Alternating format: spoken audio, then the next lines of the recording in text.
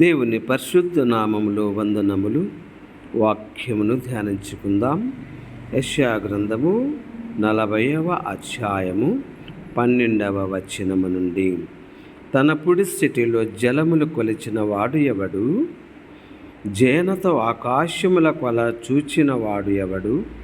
భూమిలోని మన్ను కొలపాత్రలో ఉంచిన వాడు ఎవడు? త్రాసుతో పర్వతములను తూచిన వాడెవడు? తూనిక చేత కొండలను తూచిన వాడెవడు? యెహోవా ఆత్మకు నేర్పిన వాడు ఎవడు? ఆయనకు మంత్రి ఆయనకు బోధపరచిన వాడు ఎవడు? ఎవని యొద్ద ఆయన ఆలోచన అడిగెను? ఆయనకు వివేకము కలుగ చేసిన వాడు ఎవడు? న్యాయ మార్గమును గూర్చి ఆయనకు నేర్పిన వాడు ఎవడు? ఆయనకు జ్ఞానమును అభ్యసింపచేసిన వాడు ఎవడు?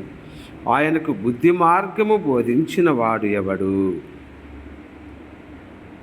కావున మీరు ఎవనితో దేవుని పోల్చుదురు? ఏ రూపమును ఆయనకు సాటి చేయుదురు?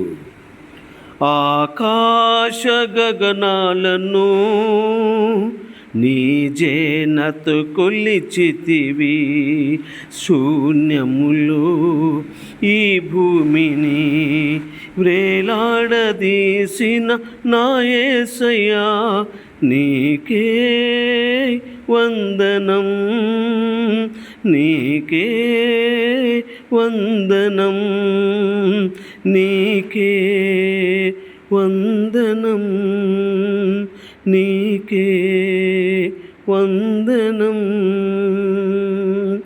నజరేయుడా నా యేసయ్యా, ఎన్ని యుగాలకైనా ఆరాధ్య దైవం నీవేనని గలమెత్తి నీ కీర్తి నే చాటెదా. నజరేయుడా నా యేసయ్యా. దేవుని పరిశుద్ధ నామమునకే మహిమ కలుగునుగాక.